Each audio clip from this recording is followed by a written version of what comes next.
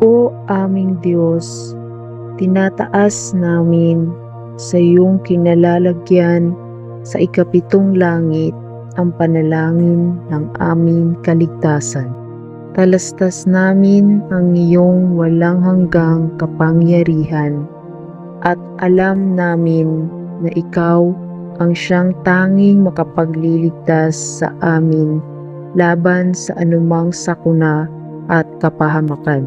Panginoon, sa iyo po namin pinaubaya ang aming mga katawang lupa upang bantayan ng lubos. Sa iyo namin idinudulog ang aming mga kaisipan na magkaroon ng sapat na talino upang makaiwas kami sa anumang panganib. Sa iyo namin pinapanalangin ang aming mga kaluluwa na maging malinis at ligtas upang maging karapat-dapat sa iyong harapan. Bantayan mo kami sa lahat ng sandali. Ilayo mo kami sa mga taong walang iniisip kundi ang paggawa ng masama. Ilayo mo kami sa mga taong nagkukunwari lamang na aming mga kaibigan. Huwag mo kaming ilapit sa mga taong magiging daan ng aming pagkapahamak. Ialis mo kami sa mga sitwasyong magkakanmulo sa amin sa apoy ng impyerno. At huwag mo kaming pahintulutang makalapit sa masasamang mitiin ng demonyo. Talos namin na tanging ang aming mga kaluluwa lamang ang kanyang interes at hindi namin pababayaan kami ay mapunta sa kanyang kaharian. Panginoon, ikaw ang aming kaligtasan. Sa iyo namin pinaubaya ang aming katawan, kaisipan, damdamin at kaluluwa. Sapagkat ikaw lamang ang siyang makapangyarihan sa lahat. Panalangin namin ito sa pangalan ng iyong anak na si Jesus. Amen.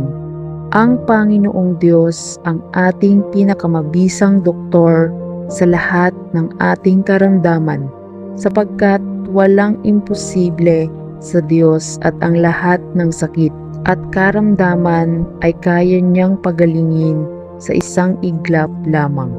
Kaya naman halina at idulog natin sa Diyos ang ating mga sakit at karamdaman upang tayo ay gumaling.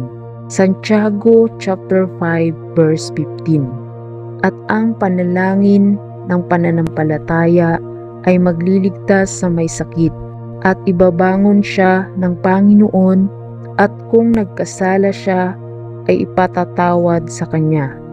O Diyos, sinasabi ng iyong salita na tumutugon ka sa mga tao kapag tumatawag sila sa iyong pangalan at inililigtas mo sila. Sa oras na ito, hinihiling namin na pagalingin mo ang mga may sakit at karamdaman. At kung darating man ang iyong pagpapagaling, ngayon ay patuloy kaming magpupuri sa iyo habang naghihintay kami ng mga kasagutan. O Diyos, salamat sa iyong pagkalinga sa amin. Alam mo ang mga bagay na nagbibigay sa amin ng pag-aalala, pagkabalisa o takot. Sa sandaling ito, mangyaring bantayan mo ang aming mga puso at isipan sa pamamagitan ng iyong kapayapaan. Tulungan mo kaming ituon ang aming isipan sa iyo at sa iyong espiritu.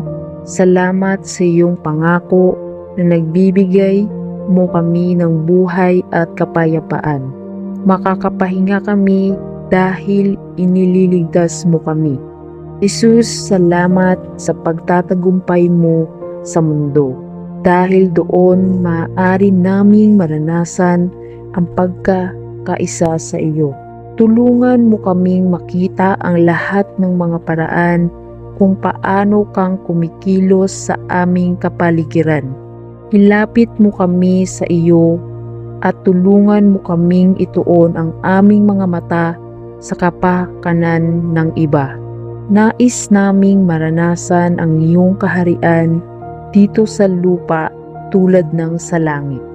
Kaya't pag-isahin mo kami sa layunin, upang walang makapigil sa mga taong naghahanap sa iyo na maniwala sa iyo. Amen.